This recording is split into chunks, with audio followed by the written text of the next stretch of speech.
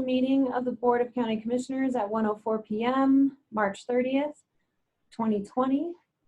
Today on our agenda, we had 3 items. The first was wildfire mitigation, a presentation from Xcel, Kelly Flanagan, giving us an update on their plans for wildfire mitigation through 2020. The second agenda item is the award for the bid on the Justice Center space needs assessment and initial schematic design. And the third on the agenda was a consideration of a request from the community fund.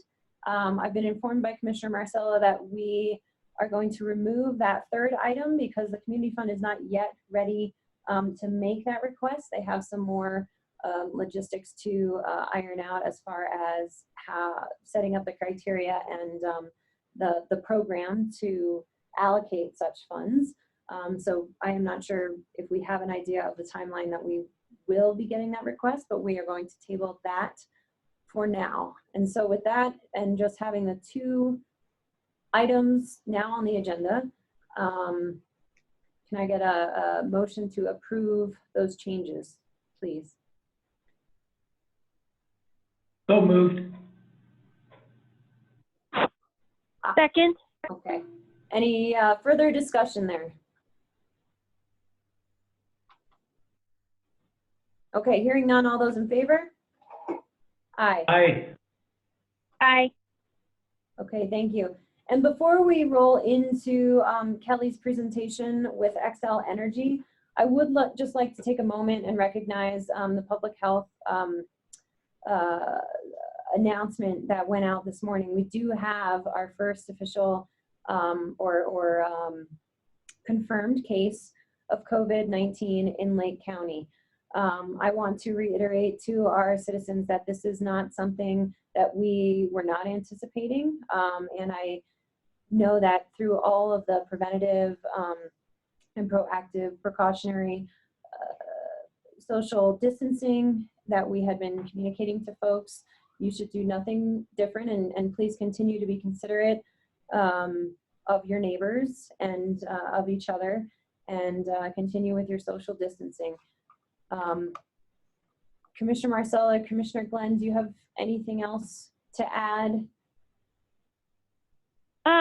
I just would like to add that I want to recognize, like you said, public health and our emergency management department for all of the work that they've been doing in the background. I know that this has been an extremely heavy lift on all of us, and so I really want to take a moment to recognize them and say thank you for all that they've done to lead us through this.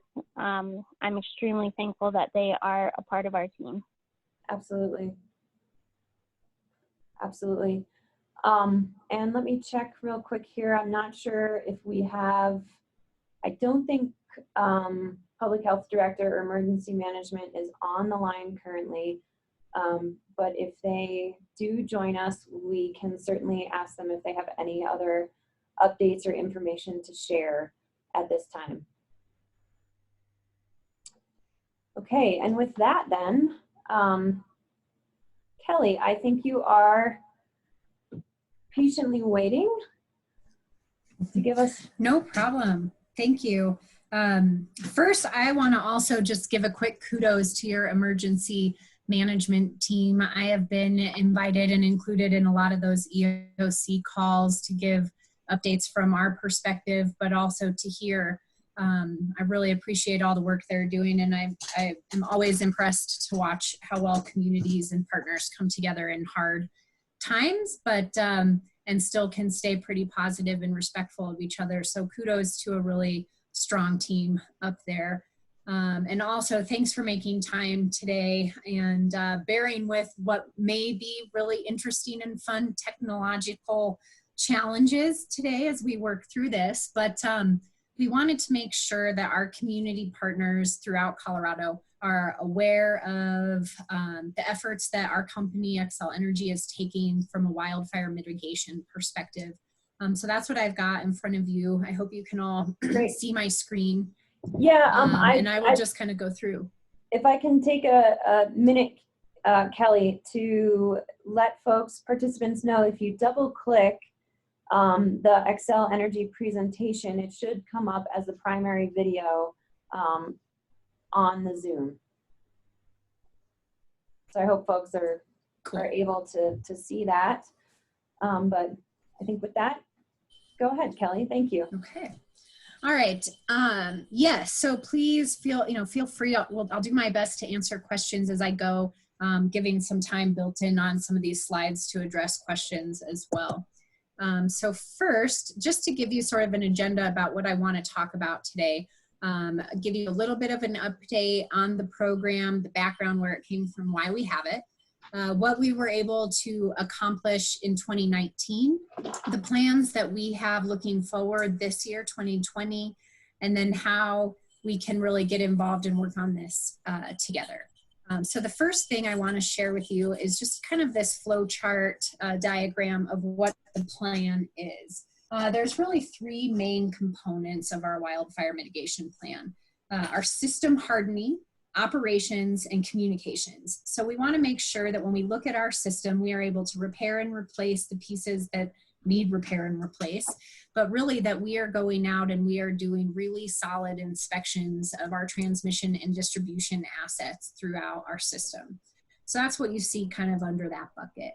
Operationally, we want to make sure our employees understand how to respond and work through various situations, what our processes are, ultimately how we build in this resilient system that we all have come to depend on. And then, of course, communications is key. We want communities to understand what it is we're doing and be the training associated, some of these conversations that we're having now. You can see here we have in our electric transmission lines, we inspected almost 3,000 miles worth of transmission line, 2,100 miles of distribution, and a little over 1,100 miles of gas transmission pipeline. So you can see we've made some pretty good progress doing these inspections, and we look at it in a lot of ways. We look at it aerially. We look at it, we have crews on the ground that go do core samples in our poles and have some additional technology that they can look at. So ultimately, our goal, oh, go ahead. Kelly, just for clarification on that first, the 2,700 out of the 4,900, that is statewide or? Yes. Okay, and that's for inspection? Yes. Okay, thank you. Yep, you're welcome. It's a good question. We do serve in multiple states. Colorado has a higher risk of wildfire than some of our other states. So this really is focused solely on our Colorado program. So ultimately our goal, our main goal that you can really understand is that we want to minimize the risk of equipment caused ignitions. To put that in a different way, we want to make sure, Xcel Energy wants to make sure that our electric infrastructure is not igniting, causing a wildfire. So what we're doing is we're enhancing our practices to inspect the assets and harden them, as I mentioned. This really does kind of just lay out for you what we had just previously talked about, how we engage with our communities. We can look at how to incorporate new technology, and then ultimately later this year, we will file with the Colorado Public Utilities Commission an updated mitigation plan. And part of that will include the ways that we are able to engage with our communities and stakeholders and share our program accomplishments. Some other things that were good accomplishments that we had last year was we appointed a wildlife project director, which was really important to help us build out this cross-functional team. A lot of times our company has a transmission team, a distribution team, a gas team, a communications team, and we need to make sure that all of those various teams are working together to really work on this wildfire mitigation. So our wildfire project director, Sandra Johnson, was hired and really helped to build out this team. We developed and did receive approval on our first mitigation plan. And that really set forth how we were going to do these 4 items that you see underneath. When I talk about benchmarking with other utilities, we are looking at utilities in Colorado, but we're also looking at utility best practices from around the country. We want to make sure that what we're doing here falls in line with best practices, if not exceed those. We care very deeply about our communities and want to be sure that our reliable infrastructure is as safe as it can be. As you look forward, we talk about how we do that inspection and system hardening.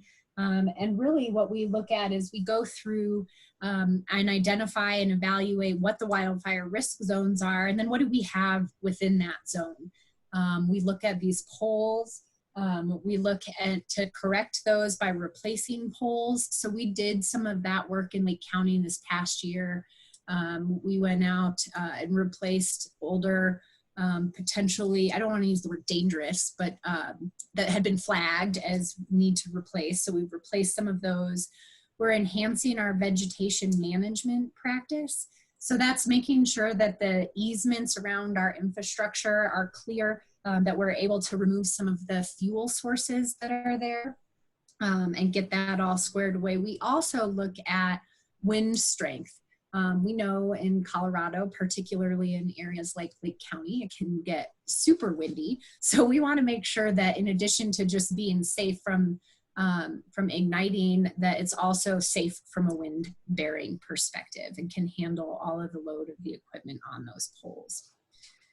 This next blobby map really lays out for you Colorado's wildfire risk map. And before you get a little nervous when you look at it, I think it's important that we just kind of frame it and remember where we're talking about in these red or pink areas. This is forest area. So obviously there's a little bit of a higher risk there, but to walk through what this means, kind of that pink peachy color is high risk area. The dark red areas, which I think are a little bit harder to see on here, it shows where we have some risk to our distribution assets.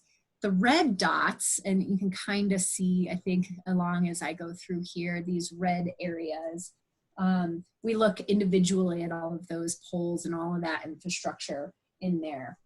The black dots, which thankfully there's not a ton of them, so they're kind of hard to just kind of pockmarked in there to see those.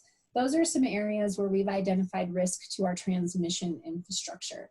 So then we've looked at all of that and scored our poles and looked from that scoring at 1,000-foot radius so that we can make sure that everything within that identified risk zone was replaced if needed to be. We scored these 1 through 5, and then based on that scoring, we are able to prioritize where we need to work. A couple of other pieces within there, I mentioned that we look at our standards and notifications, and some of that is really guiding the way that our crews work in the field. So when we have red flag warning days, we don't idle our vehicles, we don't really ever allow smoking, but we certainly don't allow that outside. We make sure that our team is trained from a wildfire mitigation perspective, but then we make sure our relays, reclosers, arresters, all of those are working properly and replaced if they're not. One of the things that's important to do generally, but I think specifically up in areas like Lake County and more of the forest area, is really making sure that the community and the stakeholders understand why we're doing the work that we're doing, and how we are working with your team and with these other teams here to be able to really minimize our risk of wildfire. We've done some outreach to these other agencies in addition to your county, Summit County, and some others, but work closely with all of these emergency organizations.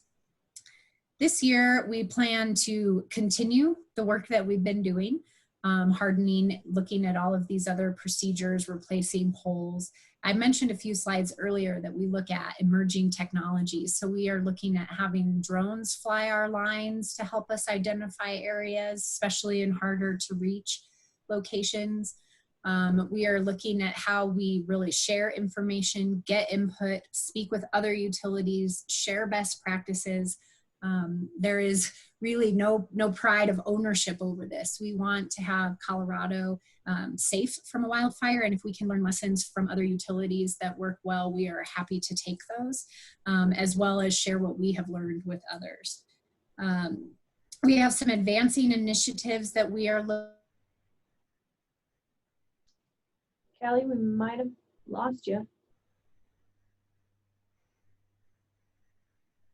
Can you hear me, Kelly?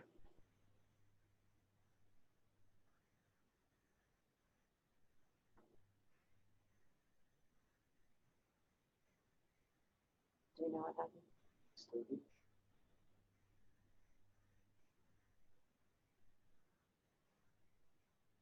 Kelly, I can't hear you from inside the commissioner room. I can't hear anybody either. Okay, I was just about to ask one of you to pipe in and see if that was. Okay, I could hear you, Kayla. Thank you. Yep. And this is Kelly's colleague, Kirk Scheidler. I oversee outreach and policy here in Colorado for Public Service Company of Colorado. And I think Kelly was just ending up her presentation, and I'd be more than happy to answer any questions until Kelly gets back on. But other than that, I believe she pretty much ended, or pretty much presented what she had available. Okay, thanks, Kurt. I think Kelly may be trying to call back in. But Commissioner Glenn, Commissioner Marcella, do you have any questions for Kirk? I have nothing. I don't think I have anything at this time. Thank you for taking the time to do that presentation. Oh, it looks like Kelly just jumped back on. I don't think that I have any questions though right now. Okay, Kelly, you already there? How perfect was that my power went out? So it still is out, but technology is amazing, and I was able to put my phone on a hotspot real quick. So I didn't hear, I heard Commissioner Marcella say no questions. Does anybody else have anything I can answer? And Kirk, I'm glad you popped on. Sure, no problem, Kelly. Kelly, how much, this is Commissioner Mudge. Some of our partners have been talking about revisiting our community wildfire protection plan. How much does Excel participate in those conversations in county? I'm very happy to participate with those. I haven't participated with the one in Lake County, but I have with the Summit County and their wildfire mitigation efforts and plans. So we're very happy to engage. Makes sense to me. Great, great. And I see that our building and land use director is on the line, and I'm just curious if there is any other benefit in information sharing, doing those, you know, with some of the scoping work that you do, Excel. So just maybe you want to note to keep that line of communication open. And I can't right now think of anything in particular. Paul Clarkson, do you have any ideas as to things that you might ask Excel to take particular note of as they go through and kind of do this more intense surveying of their infrastructure? Madam Chairman, thank you for asking me. Can you hear me? Yes, I can. Kelly, I wonder, I have one question. What's the difference between a transmission and a distribution line? Sure, that is a great question. So our transmission lines are our higher voltage lines that is really getting electricity from the sources out to lower voltage distribution lines. That is what you would see probably in town and going to your home. And so the transmission, I think of that as sort of like your interstate system, and your distribution kind of more of your local roads. So the biggest difference really is size and the amount of voltage. And we do have a,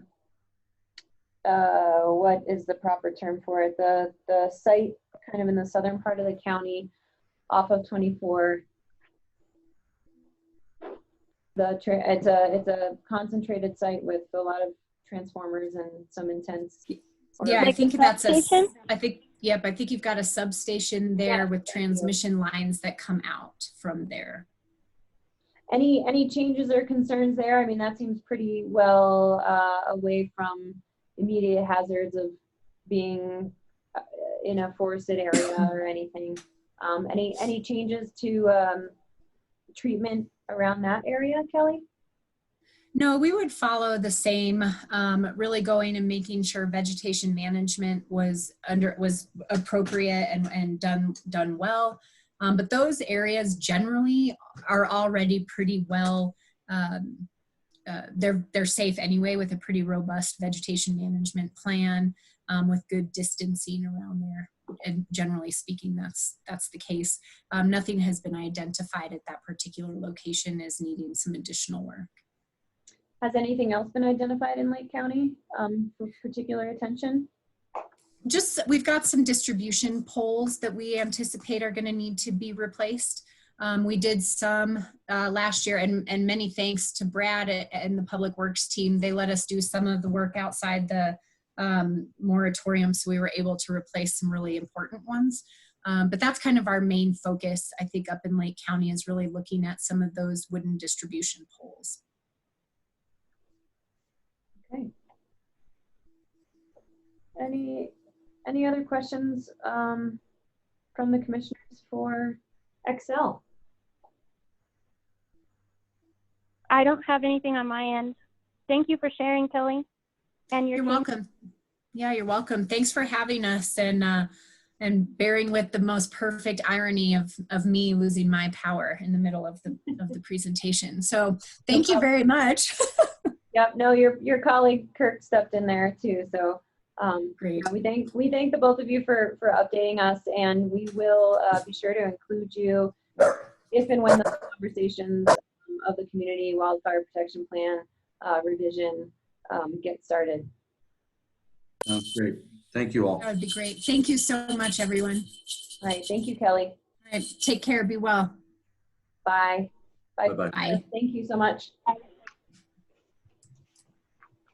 Okay, and so next on the agenda is the bid award for the Justice Center. And I see, I'm not sure if Chris Floyd would like to be unmuted to participate in this part of the conversation, but we had put out an RFP for the Lake County Justice Center Space Needs Assessment and initial schematic design.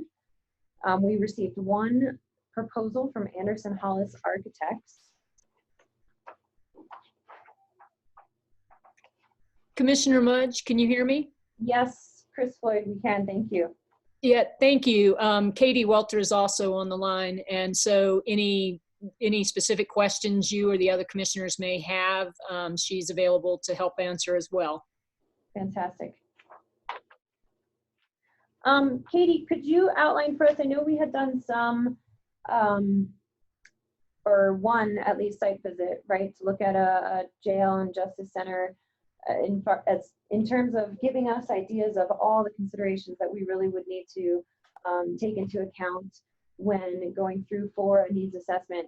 The needs assessment will be current needs and then working through the actual footprint need of a new building, given our budget and our staffing capabilities, the current demand on the system.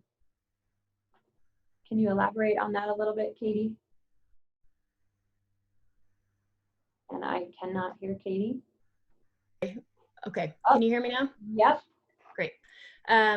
So the scope of work for the proposal does include a space needs assessment for both a jail and a courthouse. And what that will involve is revisiting some of the work that was already done in 2016 to estimate those needs, and conducting both in-person, or I guess maybe it'll be remote in this case, interviews with both sheriff and courthouse staff to understand caseloads and their programming and staffing capacities. And then they will also look at data from both the courts and the sheriff to understand not only today's use, but to create projections for capacity. They hope to conduct and had planned to conduct some kind of stakeholder-wide discussion as well, to discuss facility space needs. And based on a site visit, which Anderson Hollis completed at no cost to the Boulder County Jail, we came away with some really realistic understanding of that staffing concern, which is to say that we want to be careful and considerate to build a structure that meets our budget for staff and current staffing abilities. And then ultimately the findings would be presented to the board. Do you want to hear about there are two other parts to the proposal. Did you want to hear more about those as well? Yes, please, that'd be great. The schematic design and the backfill planning for the existing courthouse.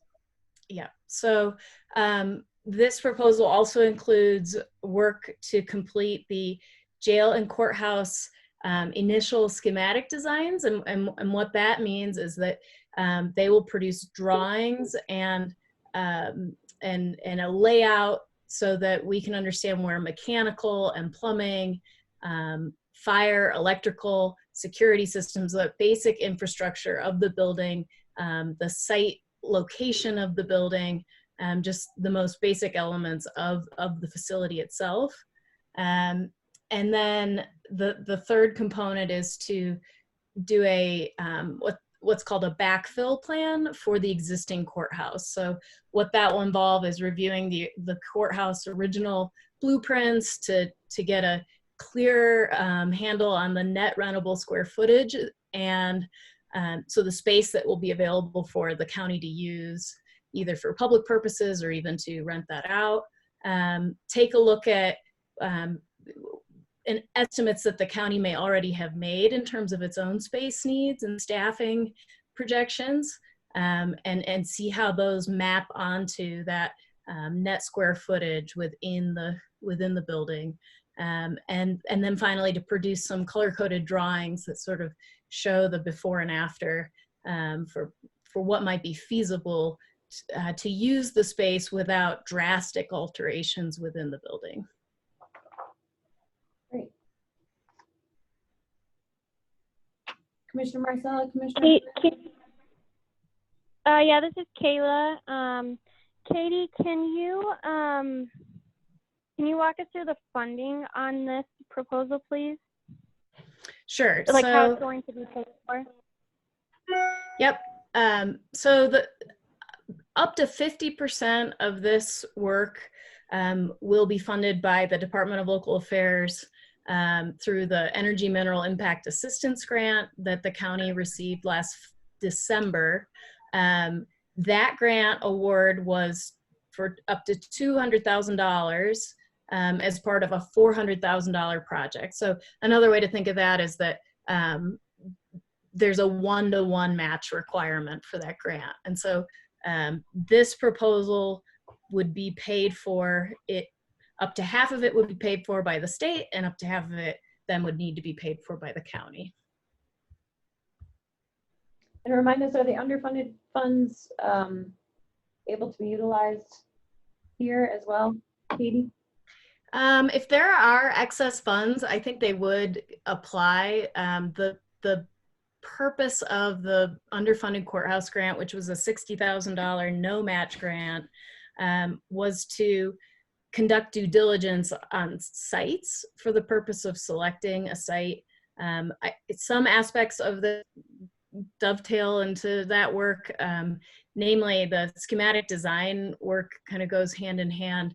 They will not be able to, the architects won't be able to complete the schematic design without identifying and selecting, without the county selecting a site.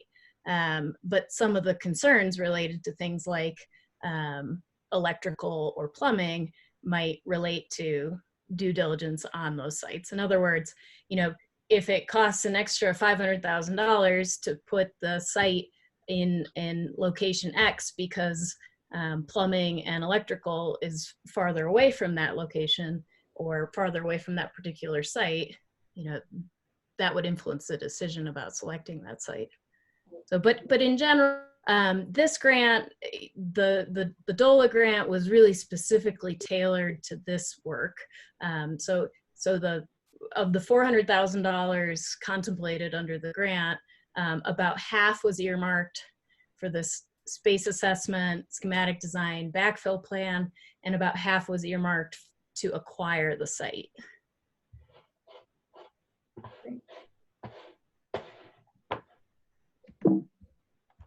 I do not have any other questions for Katie. I think that it's important to continue moving along with this process, especially in light of the event, as we are not certain, what trends we might have with the availability of the other counties taking our inmates. And so I would entertain a motion to approve or to award this bid, the proposal to Anderson Hollis for the programming and initial schematic design.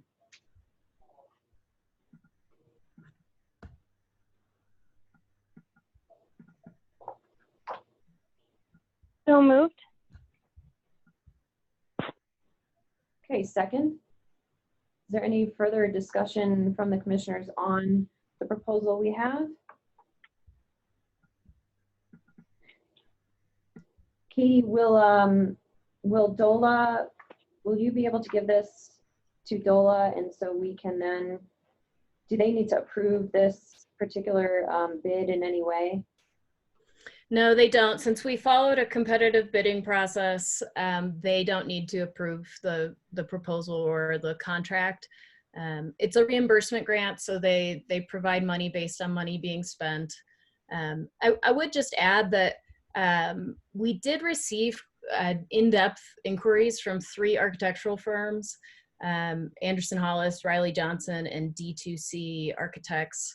I can't speak to why they only one ultimately chose to submit a proposal, but I just did want to stress for your knowledge, commissioners, that it was a truly competitive process. We know that architectural firms around the state were aware of the bid, and I received many detailed questions from other firms.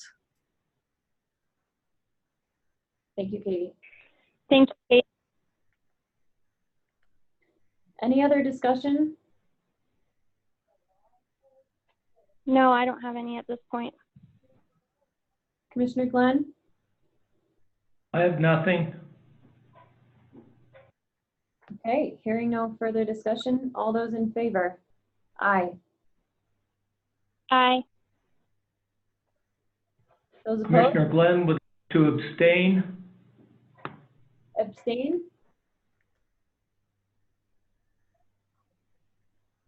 Commissioner Glenn? Yes. Why don't you want to take a vote? I am not in favor of this project, so I'm going to abstain from it. Well, okay, so those opposed? Aye. Okay. All right. Motion passes. Is there anything else from Katie before we end the meeting? No, I tend to agree that it's good to move forward with work that has been funded by the state. There's a requirement to spend the funds that have been awarded, and I think it would compromise later applications for much more significant funding requests if we weren't to expend these funds. Yeah, and as I said, I think we're just going to run into some more complications given the current COVID event. Yes. I don't yet know, I have not heard from the sheriff or her office as to how this may or may not be complicating things at the moment. But I imagine we will want to take care of business here as quickly as we can, and also to save the money on the construction funding, as we know that's going to increase annually. So we appreciate the work on this, Katie. Thank you very much. Thank you, guys. Thank you, Katie. Okay. Commissioner Marcel, Commissioner Glenn, anything else to mention before we adjourn? I don't believe that I have anything at this time. Thank you, Sarah and Mark, for continuing to practice safe social distancing. I do appreciate it. I'm available by phone and email if anybody has any questions or needs to be in contact, so I am available. Other than that, thank you. Yep, and thanks for reminding me. The commissioners, I think right now will try to have one commissioner present, and it seems like Commissioner Glenn and Commissioner Marcel will continue to call in to participate. So that is our plan moving forward so far. And if there's nothing else at 1:40, I will adjourn. Thank you. All right, thank you, Commissioner Marcella. Thanks, Commissioner Glenn. Thank you.